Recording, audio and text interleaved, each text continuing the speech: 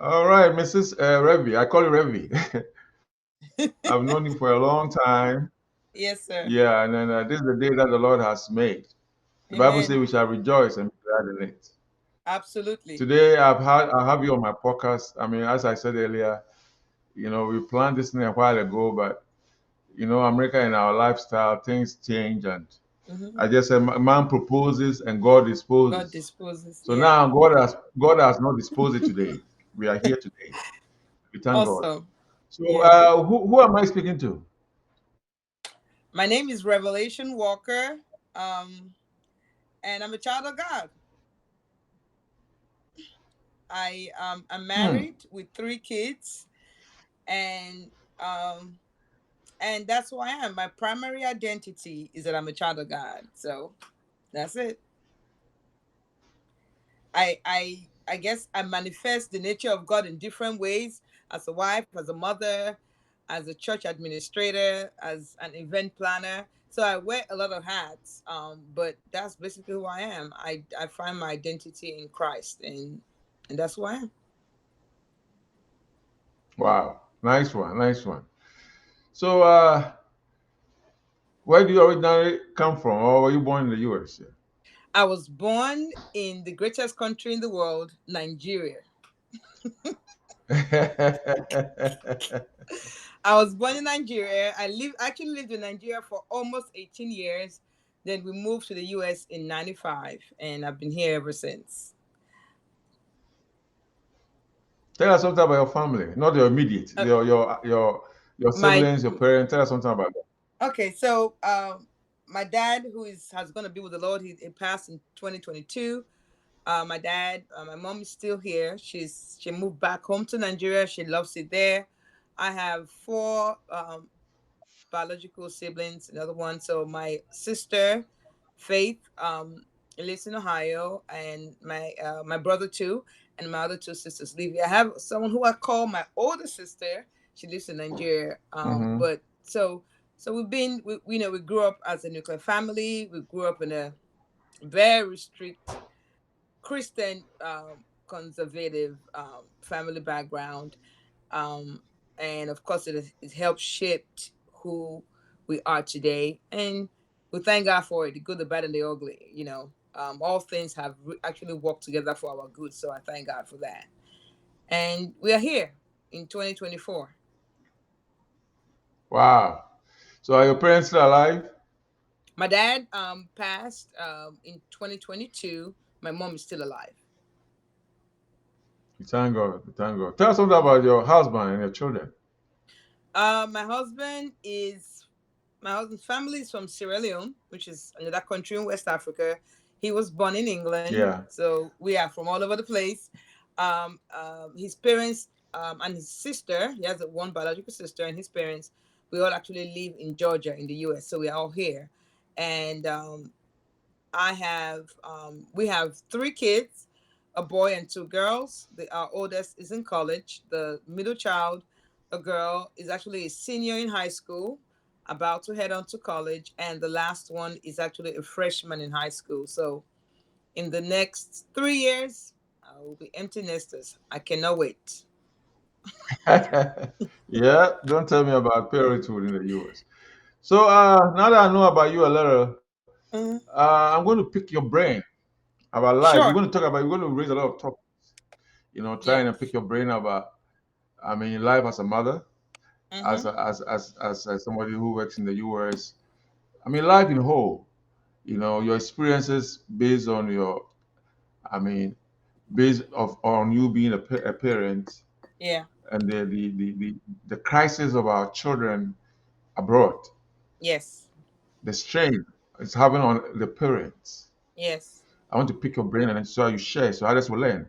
Especially the younger folks, they will learn Yeah. and then they will use it for their lives. So my first Mm-hmm. question is, when you say family values, what do you think about it? What's your perception about it? When you say family values, what do you think about it? I really believe that family values is extremely important. That is what helps shape the adult that the society is going to deal with, right? The adult that you see is a child that was raised or was not raised, a Mhm. child that was parented or was not parented. That's the adult that you see today. These are the adults that we have to deal with. Um, through, by the grace of God, through the way I was parented, the culture we come from, and also the culture here. Because whether we like it or not, America has a culture, and every people group have culture. Some parts good, some part bad. Even my Nigerian culture, there are some parts of it that I don't like, and there's some parts that I think are extremely important and they are good to pass on to the next generation. So the I call them, sometimes I will use the term core values.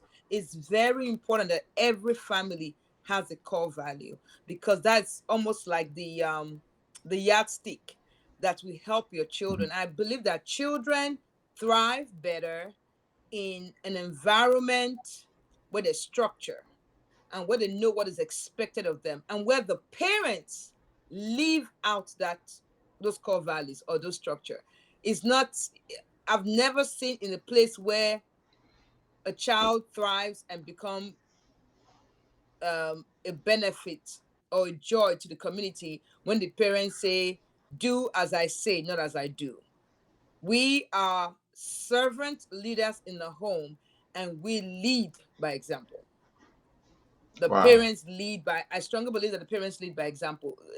It's more effective to lead by example, not by, do what I say, and then you're telling your children to do A and you're doing B.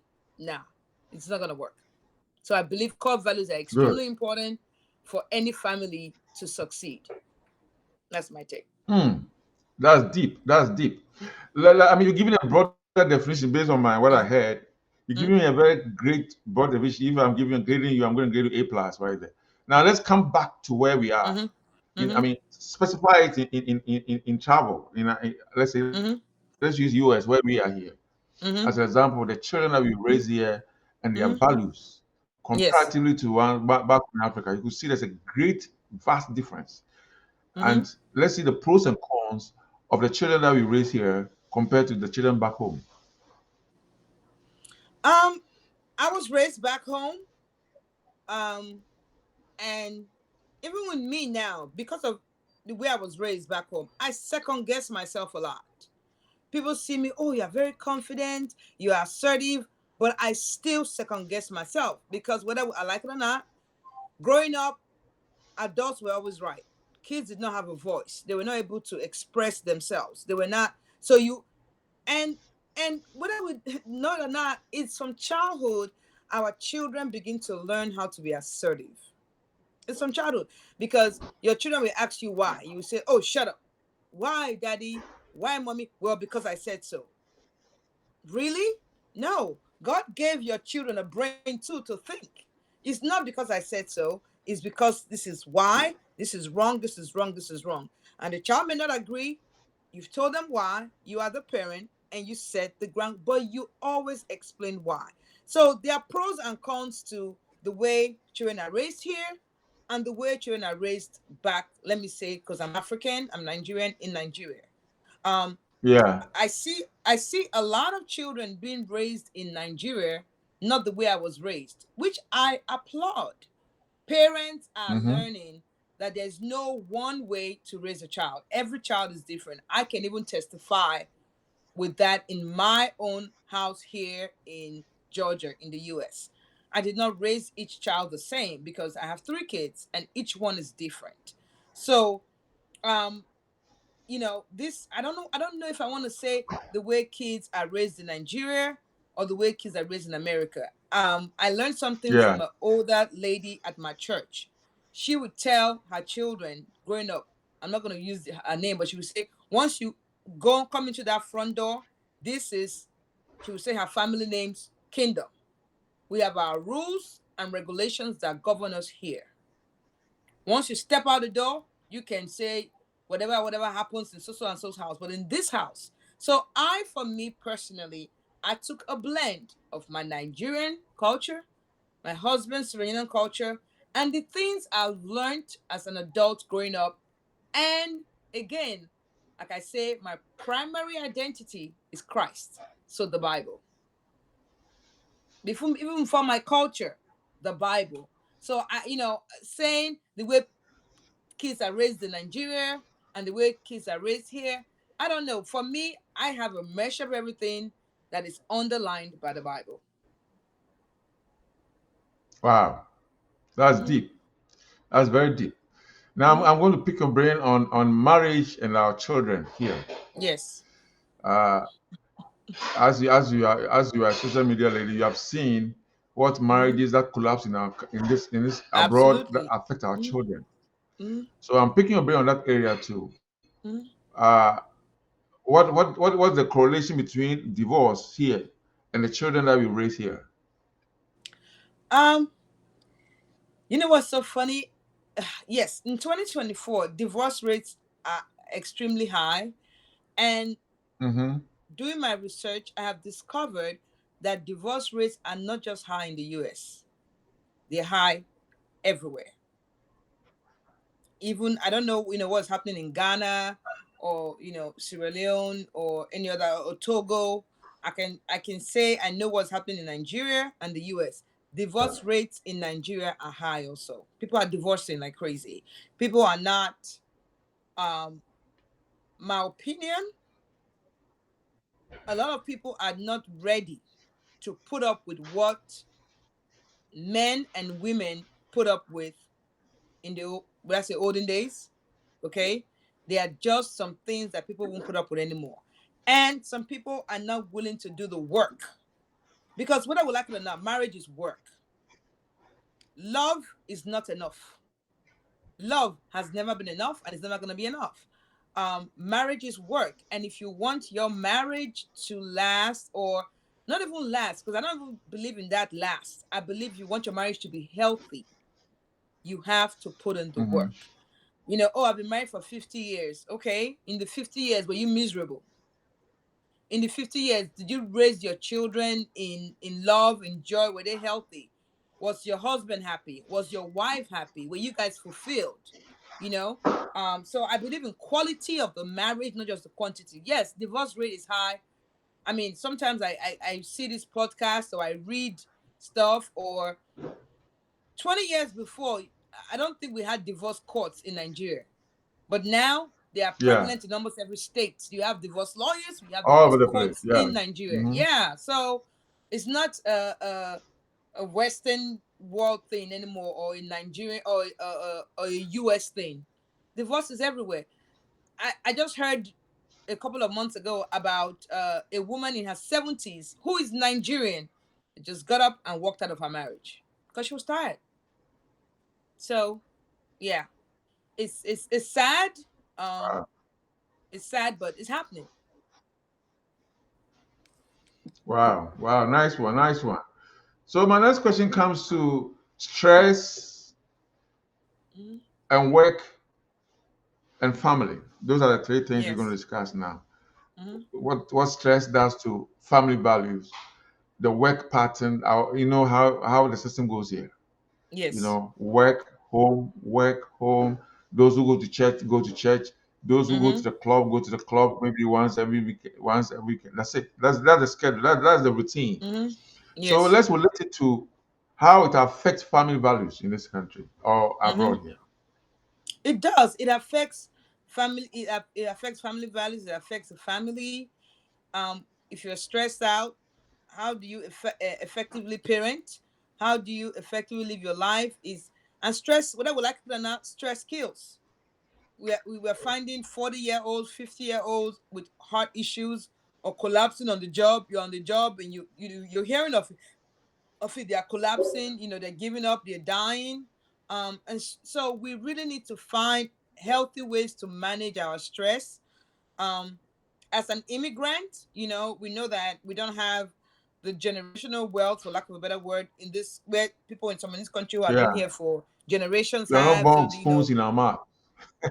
yeah. So you are trying to put your child in every activity so they can help them when they want to go to college to get scholarships. But I really think as parents we need to take a deep breath and sit down and plan effectively. Because I'm 47. I don't mind saying my age. I'm 47 right now. So I want time, I was trying to calculate how old my parents were when they came here and the Yeah. sacrifice that they had to make. I think, if I'm not mistaken, my mom may have been about 43 or so, or when she, she moved. Can you imagine? I can't imagine leaving the US to move anywhere to give my children, 5 children, a better life at that age. Yeah. And then you come here because you don't know anything about the culture. At the time, my mom was working 7 days a week because she wanted to Wow. make sure her children went to university. My dad was working, but because my mom was a nurse, her job was guaranteed, So the life of an immigrant in this country, I'm not even going to take it for granted, is tough. But I believe that as a family, you come together, the Bible says, write the vision, make it plain, so that they that read it and paraphrase it, we understand and run with it. So you come together as a family, husband, wife, children, come together. There's something America called, they do, sometimes I have my kids do it on their own. We do it as a family, a vision board. This year, this is the plan. This is what we are going to do. Everybody agrees to it. Everybody carries their weight. Everybody in the family carries their weight to make it effective, because you cannot say, oh, your dad is let's say he's working a full-time job and the money is not, the mother is working too. And let's say the father is doing extra, he's going to drive Lyft or Uber to make extra money. The mother is doing her 9 to 5 and doing some other side hustle. And then you as a child, you're not studying. You're not getting straight A's or B's. Why? No. The entire family has to carry their weight so that the stress is lessened as much as possible and we all move along. Because extracurricular activities for children in this country is so expensive. My son played soccer since he was 4. At a point, we were spending almost $8,000 a year on soccer. Every year. Okay? He played from 4 until 18. Can you imagine what that money, that kind of money you have to pay? There are no government assistance. No. You have to pay out of pocket. And you have 3 children. So stress is a big issue here. And you just have to. And then I in Africa, we have a saying that says it takes a village to raise a child. I think it takes a village to be a successful human being. God knew what he did when he put us in villages, in tribes, right? In people group. Yeah. And we help ourselves. I tell people to intentionally create your village. In America, I thank God for that. I've been able to create my village. And thank God you are part of my village. Sister Julie is part of my village. The only reason why I was able to go to Ghana, I've been to Ghana once, right? I didn't have to worry about accommodation.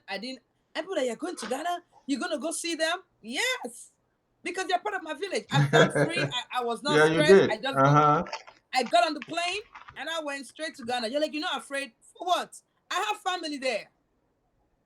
Because, you guys are part of my village. I've been able to build a village that helped me. They helped me with my children, they helped me with anything. I just got a call before I got on this podcast.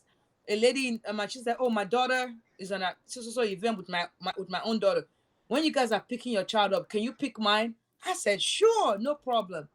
That helps you with stress because she doesn't have to worry about how her child is going to get somewhere or whatever. That helps. No man is an island, especially in America. You cannot do it alone. You cannot. So I would advise everybody be intentional. Don't just say, because that person is from my village in Ghana or my village in Nigeria. No, vet them. Make sure they have the same values that you have. If you are a Christian and you believe in Jesus, make sure they have the same belief with you and that your child or you yourself are safe with them. And then just ask God to lead you, and it will help with stress in this country. Wow. Very deep. You see, I'm quiet. I don't come in at all because I'm learning a lot right now. Yeah. Deep. Amen. Very deep. Thank you. Mm-hmm. So let's relate it to your husbands. I mean, the ladies, Mm-hmm. the husbands and the wives in Mm-hmm. relationships as to, okay, let me hit right home. What Mm-hmm. role does your husband play in your marriage for the marriage to succeed as at now? You've been married for a while. Tell us some secret maybe people don't know about the roles the husbands have to play to make Mm-hmm. marriages work, which will affect the children eventually. I'm glad you asked this question because some people think that is the role of the woman or wife to raise the children. I don't hold that belief. I believe that the man, the husband, he's a husband first before he's a father. He is the thermostat of the home. He determines the temperature in that home. Why? Because he's the leader. He's the servant leader, right? And one thing I can say, my husband's name is Selwyn Walker. He's a darn good father to his children. He goes to every game. I remember one situation where he has to take our son to a game in some part of Georgia, and then our goddaughter had Yeah. a track meet somewhere else. And I'm like, "Are you not going to rest?" Because my son had a game again in the evening. He said somebody has to do it. And he got on the road, went to that track meet. So he's running all over the place, and he explained to me, which I'm not able to share. He explained to me why he's doing it because he remembered also that when he was at their age and he wanted someone to be there running up and down for him. But I'm telling you, it plays a role mentally for them when their father is involved. I call it the involved father. I, Yeah. I said there's Mm-hmm. nothing better in this world than an Very important. involved father. It helps your children's self-esteem. It helps your children stand shoulder high. They they act like they're untouchable. They act like let me use a Nigerian term, who them be. My father loves me. I know who I am. They have a swag to them because there's a father there. It makes a big Yeah. difference. I strongly believe that mothers are wonderful, mothers are nurturing, mothers, have a role. But the role of a father is not mothers are not replaceable, but the role of a father is I'm telling you, even if, for instance, God forbid, a woman ends up not staying married to the man, make sure that man is in the life of their children. You cannot Thank you. second. God did not make a mistake when He made Adam and Eve. He did not make only Adam, and He did not make only Eve. Even in the book of Genesis chapter 1, before they were before Eve was Adam was Eve was manifested. The Bible says that He made Mm. them male and female in Adam. So God Yeah. knew that Eve was going to come out. So no, the man is extremely important. The woman is important, but we cannot belittle the role the father plays. I watch my children, and Selwyn has played a very, very, very vital and important role in their life, and I thank God for him. I thank God that he's been there to do what um he said from day one that he wanted to do. Did he Yeah. make mistakes? Absolutely. Mothers, I can attest to my mistakes I've made, and he has made some mistakes in fathering. But one thing I've known him for, he doesn't find it hard to apologize to his children. He doesn't Wow. find it hard. Nice one. Nice one.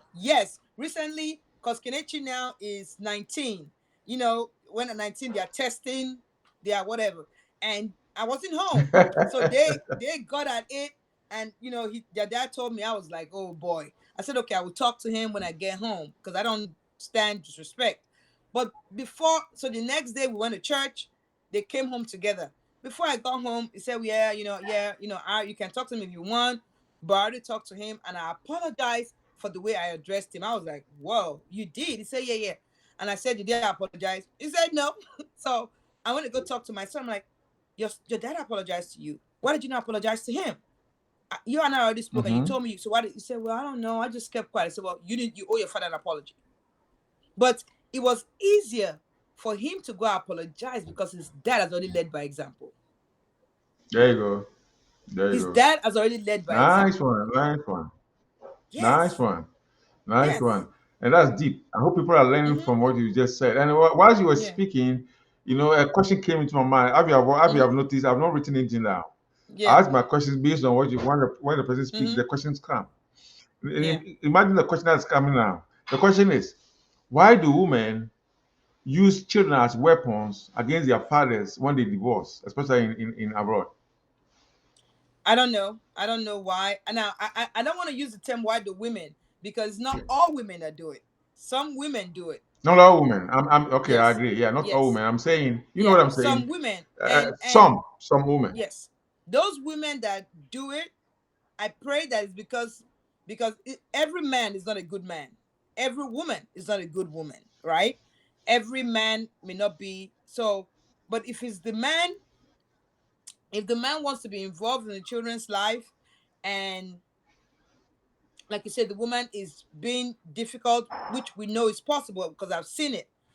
Man, it's sad. It's, you may not know it, but it's the detriment of the child. And let me just speak to those women. Really, if I was the one, come and pick up your child so I can have free time.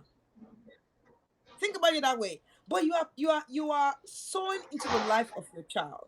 The child needs a mother, and the child needs a father. Every child, whether male or female, needs their father. So it's either the woman doesn't know better, or if it's a man that is doing it, that is trying to punish the woman by not allowing the woman see their child. Every child needs the mother. You Yeah. know, you are punishing that child, and I'm telling you, it's gonna show in the future, and you're gonna pay for it, because whatever you sow, you're gonna reap it. It's only a matter of time. The Bible says, seed, Nice one. time, and harvest. When you sow it, you will reap it. You will reap it, and you will Wow. reap it in a way you do not expect, in a way you don't want to, no. So it's very important. Nice one.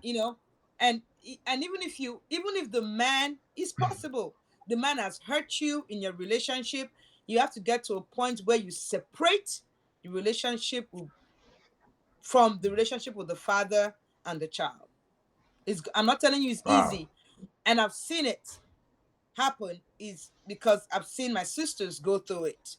My chosen sisters, I've seen them go through it, but I Oh thank yeah. God that they were I able. can give you so many examples. Yes, I've seen my Yeah. sisters, they've been able to push through it and put their children first. They push Nice through one. it I and hope. put their children before them. And today they can say, thank God that they did. Nice one. Yes. Nice one. I'm happy. I mean, you've been able to elaborate on this topic and for others to learn because I originally came from Italy. I was in Italy before I came here Mm-hmm. Yeah. in the year 2000. So it's something Mm-hmm. that is in Europe too much and it's over here too now. Mm-hmm. So I'm talking from personal experience. I don't want to share any Yeah. examples, but Mm-hmm. my next question comes as you were speaking. My next question comes from peer pressure Mm-hmm. of our children in schools and how Mm-hmm. it relates to the gang system in our country and Yes. abroad, I should say. Say Mm-hmm. something about that. Okay. Um, like I said, every child is different. But the Bible says, train up a child in the way they should go, and The way when it they should are grown, grow, they will not depart, right? the only part And from it. that train up a child is not just talking about reading the Bible. It's not just talking about doing, for lack of a better word, Christian things. No, it's parenting your children. The way, you know you talk to them, the way they talk to you. Do you create a safe haven for them where you guys can have a discussion, right? Are you your child's friend instead of your child's parent? There's a place for that. When they are adults, they can become your friend, but as they are growing their formative years, you are supposed to parent your children. And I'm telling you, it will call, because by the time your child is in high school, 14, 15, it's almost too late, Yeah, right? yeah, So let me use my children for an example. You know, we were very deliberate. We set boundaries, we set rules. For me, in the Walker household, for us, we did not allow our children to have a cell phone until they were in high school. That was our yeah. Same here. personal decision, because we felt that they were, they were not mature enough to handle it. The internet is a crazy place. To each Don't tell me to about each it. his own. Yes. How much parental guidance are you gonna put? This decision that we made. Now, looking back, I even wish for my son that I waited an extra year, because I don't think it was mature enough after what he started, encountering in high school. My middle child, Sierra, maybe I should have given her a cell phone when she was 7 because she was extremely mature. But that was, to be fair, we just say, okay, high school, right? Everybody high school, no problem. I remember, my youngest child, they say the youngest child is the one that always pushes the boundaries. I think 2 years ago, she asked for something, and I was in the kitchen, and I overheard her and her sister, her older sister, talking. And she was like, I want to go ask mommy for this. Why can't we do this? And she's like, why do you want it? And she said, well, but so and so is doing it. And her sister asked her, what is your last name? Do you live in their house or do you live in this house? In this house, we have our own rules. So I think that, again, going back to your first question, the core values, the family, help our children to know that, if I join a bad gang or whatever, my parents are not going to tolerate it. They're not going to say, no, no, because I think it's a part of being this entitlement mentality. If you allow your children feel entitled, they're going to do whatever they want. Are you going to say, oh, because I've worked so hard I've worked so hard to give them this, I want to give them what my father did not give me? I remember somebody, when my child was younger, telling me, oh, I think he needs a cell phone. He's 10 years old, is old enough. And you know what I said? I asked the person, do you want me to give my child something that I know is going to kill them? And she said, oh, wow. I didn't think about it that way. That's what I feel. Because my child at that age was not able to handle it. And as a parent, it is my responsibility to parent my child. So there are a lot of reasons why children join gangs. Either they want to belong, they want a sense of family, peer pressure. Peer pressure is a thing. Let's not even act like it's not. But if you've raised your child in a healthy place, and every parent makes mistakes. I'm very sure I've made a lot of mistakes in my parenting, but I thank God for how far He has brought us, and that none of my children, and gang, and because they've been able to cultivate a friend group around them who have similar interests with them. Wow. They have similar interests, so that none of them have ever been pressured to join a gang, or join a group that will say, oh, let's go rob somebody, or join a group that will say, let's go do whatever, So to God be the glory. But I still believe that it has to do with parenting. There's some families, though, let's say they have 5 children. 4 of them are doing well, not because they are lawyers, talking about, they are actually good and healthy human beings. And let's say the last born is just something else, or one of the children is different. If the parents are really honest with themselves, they may find out that the way they parented that child is different from the way they parented the others. Wow. Nice one. Even me myself, because my youngest one, I'm 47. I have to tell myself, at my age, sometimes I'm like, I'm tired. I have to say, no. The energy I gave to child 1, I need to give the same energy to child 2 and child 3, because I made the decision to have those children. Whether they are 5, 6, 7, or 2, you made a decision. You must parent. Parenting, I think, is one of the most difficult jobs on the face of the earth. Yep. And we never stop parenting. Your daughter, Manny, is in college. You are still parenting. We were supposed to do the podcast yesterday, but we couldn't because you had to parent. She comes first. Yep. Yes. You never stop parenting. I'm 47. My parents are still parenting me. Wow. So I think I believe parenting has a lot to do with gang culture, pressure to join the wrong group. It comes from parenting. That's parenting. A big area. There are other factors. That's a key word right there. Yes, I think parenting has a big thing to do with it. Yes.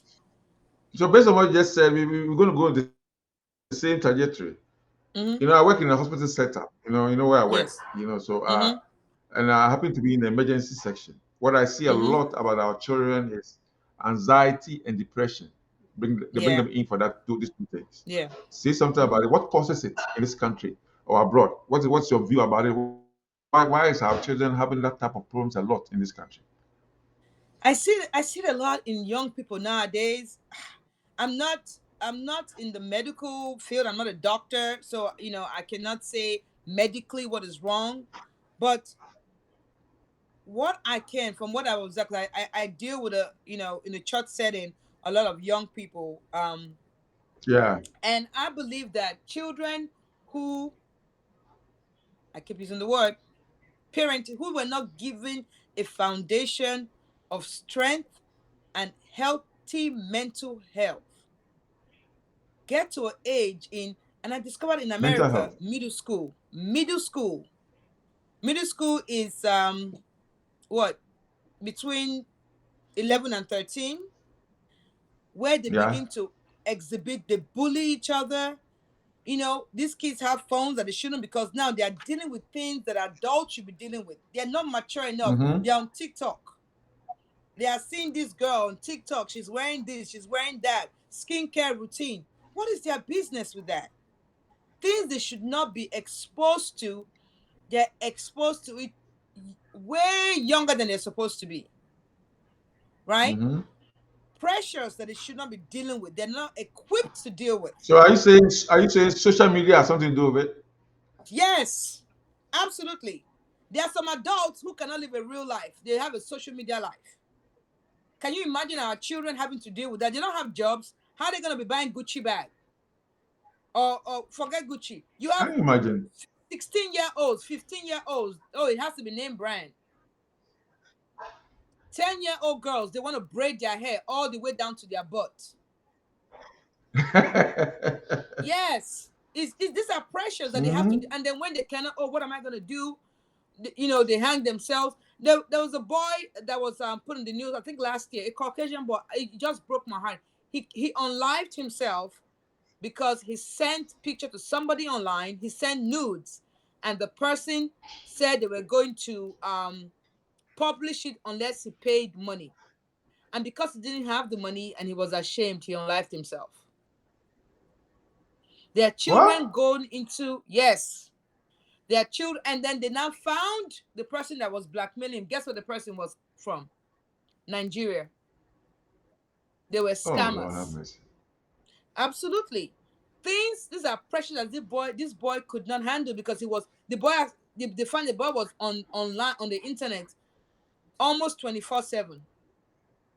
Going to school, coming home, spending a lot of time online. Yeah. And yeah, so it's not healthy for our children. So they're not doing any extracurricular activities. They are not outside. They are not active. They are not doing. If your child doesn't want to play sports, put them in an activity: karate, jiu-jitsu, music, something. Let them do something. It helps their hormones. It helps them. Chess, kumon. Let them be a productive part of your family. Let them do chores. I'm not paying you to wash dishes. I'm not paying you to clean your bathroom. This is what makes us a family. We live in a communal place. We take care of it together. So I believe that all this leads to anxiety and depression. And of course, there's clinical depression that may, be generational or whatever. But you're right. It is very high and rampant among our young people. All Extremely high. school shootings. Oh, he was depressed. He was whatever. It came. Mm-hmm. The last one that just happened in Wisconsin, I saw it. I thought it was a girl. It was a girl. Wow. You're right. It's extremely high. And as parents, we can only pray and that God will lead us to do what we need to do. But I think these children need outlets that are not on their devices. They need other forms of outlets. Mm-hmm. They do. Nice one. I really pick up your brain today. So I'm going to my next question, because I'm not going to we're going to run a very soon. I got about 6 minutes to run away. We have 39 minutes now. We're going to do 45 minutes. So you are a mother. I leave you to go and do what you were doing. So my next question comes to your advice to the younger ladies and younger men who are going to marry now, who are going to preparing to marry. Because this generation, it. I come from a different generation. You come from a different one. But this one I don't understand. This generation I don't understand.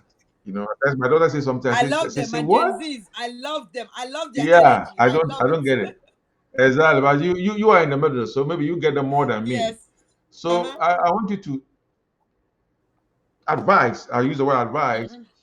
Mm-hmm. This younger generation that are coming about entering into marriage, because marriages break down a lot abroad. We have already Yes. discussed it. I'm not going to go back Mm-hmm. to that.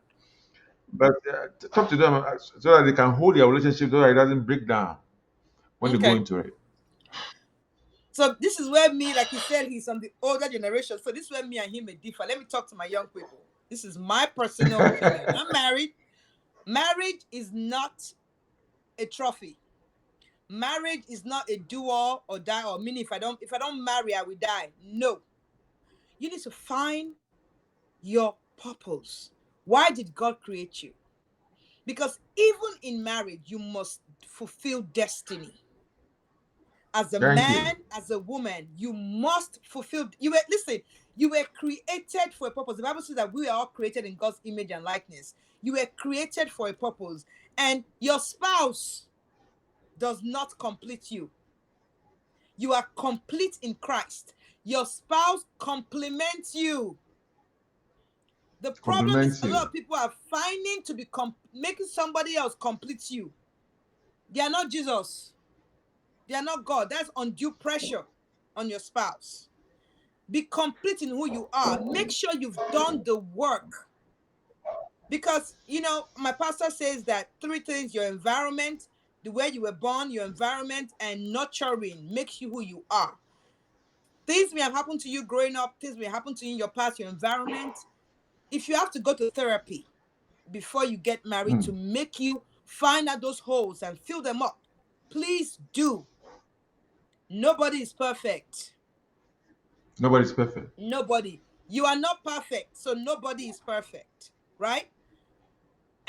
But that does not mean you will say nobody's perfect, so I'll just take anything. No. I can tell my young ladies, and it applies to men also. Love does not pay bills. Swagger will It not doesn't take care of though. your children. Mm-hmm. Love is not blind. Wear 8 glasses. When you are dating somebody, bring them around your friends that you trust. Bring them around your family. Let them, when the person has gone, what do you think? You may not agree with everything they will say, but think about it. Think about what Hmm. they've observed and say, in my, in, okay, because there are things you will not see because you are in love that your family members will see and your friends will see. And if you've done Hmm. the work in yourself and you know your vision and you know where you're going, if this person does not align with your goal and vision, no matter how painful it is, let them go. A broken engagement is better than divorce. Any day, Wow. anytime. A broken engagement is Deep. cheaper than divorce. Divorce is not just money, your mental health, your there are people who are divorced, everything they've worked for, they have to share it 50-50. It's gone. Wow. Mm-hmm. Don't use sentiments to go into marriage. No. Use your brain. Use your head. Wow. You write it down. Write it down. I remember I was dating my husband, like, you are mean. And no problem. Call me what I need to know. We discussed everything. How many children are we having? Because even when I said, I only want to have 2, you know what my husband did? He went to go pull out the paper. He said, here, we agreed on to have 3 children, maximum 4. Those things you think are minute, write it down. Don't think that, oh no, the wedding is one day, marriage is a lifetime. Yes. The wedding is one day, marriage is a lifetime. In my marriage, I've had ups and downs. Right now, me and my husband are even fighting. And fighting is a normal thing in marriage. I'm telling you. So you Yeah. can't say, I'm in love, my dear. Love, it will clear from your eye quick. Love is important. Don't Yeah. get me wrong. It's important that you're attracted to the person you're married to. It's necessary. But there are other things that make, how are you going to raise your children? Are you gonna, because if you don't agree in the way you're gonna raise your children, it's gonna cause tension. Do you get along with your partner's family? Does your Mm-hmm. partner get along I with your like that family? point. Because, Very, very like, important. I mean, people say I look like my mother-in-law, right? When you see me with them, you think my husband is the guest. The same. I That's get, nice. sometimes I just roll my eyes. My siblings that my mother gave birth to treat me like a sister-in-law and treat my husband like their brother. Whatever. I've given up on them. Well, don't worry. I stole his mother, I stole That's his father, and I beautiful. stole his Yeah, sister. and They are that's mine. deep. Mm-hmm. Yes, it's extremely, because I know how my mother was treated by my father's mother. It creates undue tension. Will you defend your partner with your family? And will your partner defend you with your family? Wow. Nice one. Nice one. Nice one. Nice one. These are things that you need to think about before you get married. Marriage is not a joke. You Mm-hmm. you are you are Are you setting telling me? you're setting yourself Hmm. up for the future.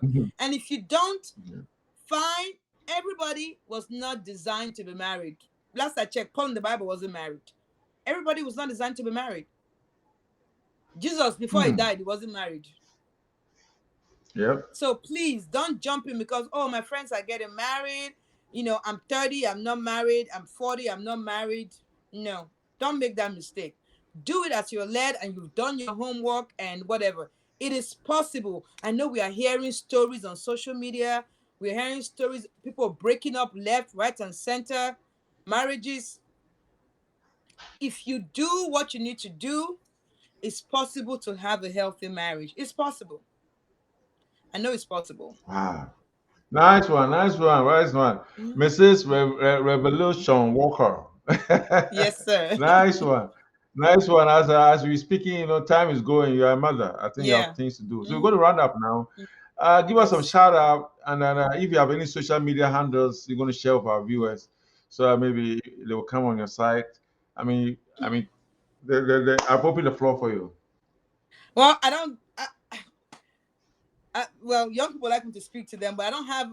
I'm on Instagram and I'm on Facebook, which I try to post as often as I can. My name is Revelation Walker everywhere. Well, on Instagram, Revel, that's REVEL_N. I'm on Instagram, but I want to give a shout out to my husband, Selwyn Walker. A shout out to my children, Kenichi, Sierra, and Sharon. And where I am spiritually fed, Global Outreach Church out of Lawrenceville, Georgia. We are a family-based church where we strongly believe in building a Jesus community to serve the world. And we believe in manifesting the nature of God on the earth, where we are the Jesus Yes. that people see. Um, we're not better than anybody else. We just try to live our life as simple as possible, but we want to make a mark in your life that when you see us, you see Jesus, right? So that's how we live our life. And I want to encourage anybody that, especially during this season, people are getting depressed because they don't have. This season is not about what you gifts you're gonna get. It's about just why was Jesus born? To reconcile you back to Him. That's the reason for this season. It's not about the gifts that you get, but just know that God loves you, and no matter what you're going through right now, if you hang on just a little bit longer, just hang on, you will pass through it. You will pass through it because Amen. Amen.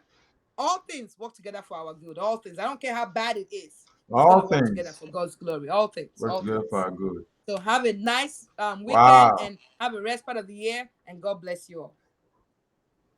Merry Christmas and Merry happy Christmas, sir. Merry holidays. Christmas. I normally summarize when I finish, but Mhm. I Yeah. think it's enough. Anybody who will Yes. listen will understand. Yes, sir. I picked a lot, you know. That's why Hmm. I'm advancing it than you, but I've learned a lot from you right Hmm. now. And I hope our viewers will Thank you, learn sir. from it. And this is not the last time I'm going to talk to you anyway.